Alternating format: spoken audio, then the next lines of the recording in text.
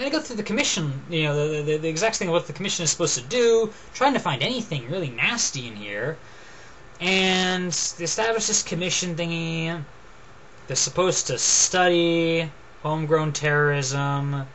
They're supposed to build upon and bring together the work of other entities. That's like FBI and crap. There's a long list of, like, there's a there's a president of the commission, there's a secretary, there's, you know, blah blah blah. Deadlines for appointment. Powers of the commission. Okay, they can hold hearings. They can't arrest people. They can hold hearings. I don't think they can even, like, force people to come to the hearing. They can just have a hearing and just sit there and be like, anyone wants to talk to us about terrorism, please come up here, we'll take your statement, yada yada.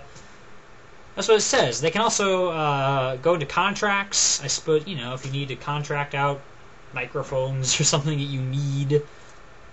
Doesn't say they can use military force. Doesn't say they can censor anything. They're allowed to get information from federal agencies. You know, they can call up, like, the FBI and get, quote, information, suggestions, estimates, and statistics for the purposes of this section, unquote. Okay. They should also receive, handle, store, and disseminate information in a manner consistent with the operative statutes, regulations, and executive... Okay, so they can talk to people in the government. They can hold hearings. They can get assistance. It doesn't even say, like, they can get assistance to outlaw thought or whatever. It doesn't say that at all. Like, there's some things on postal services. The Commission may use the United States mails in the same manner and under the same conditions as departments and agencies of the United States. Oh, yay, they get to use the postal service. I'm reading through this, guys. They can hold public meetings. They can, you know, pay a salary to their commission members. Not to hitmen or whatever. They can pay themselves a salary within, like, certain... they have to have security clearances. They have a thing for travel expenses. And within 18 months, they're supposed to give a final report. Not a report of, like, you know, people that hate the president and those that you ought to censor. It's a report on homegrown terrorism. Like, okay, I'd like to know if there's any homegrown terrorism going around. Maybe there isn't. That'd be nice to know. Why have a commission to settle that? And they do some interim reports. If they have dissenting views, then each member of the commission may include in each report under this subsection the individual, additional, or dissenting views of the member. And the commission shall release a public version of each report required under the subsection. I'm not seeing a lot to threaten America here. I'm seeing a commission that's supposed to go around and talk to people. They don't have any authority to arrest, to incarcerate, to charge, if anyone with any crime. They can't outlaw anything. They can't censor anything.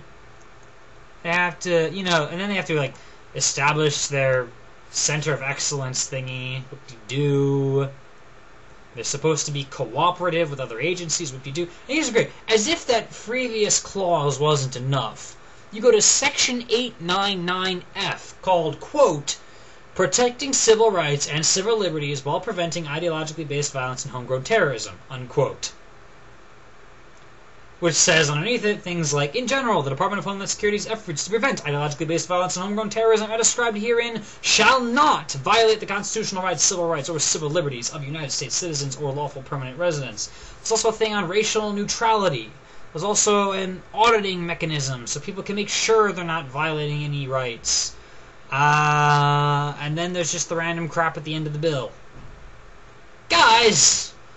What are you all freaked out about? There are plenty of reasons to criticize the Bush administration and the Patriot Act and whatever, but this is pretty benign. On this one particular bill, let's calm down a bit. I'm thinking that 1955/1959 isn't very much. It's hard to say it's going to destroy our liberties when there's actually a section devoted to you are not allowed to destroy civil liberties. Like, is that the way it happened in Germany? Is that the way the Nazis worked? Really? Appointing commissions with no power specifically targeted to not violate civil liberties? Whilst doing research? I guess, you know, someone could use this bill to evil ends. They could. But, I'm not seeing a lot here, and I'm starting to see why it passed with such an overwhelming majority, particularly with that extra section in there. There's not much of a danger here. But we'll get into the Patriot Act later, though. Thanks for watching. See you later.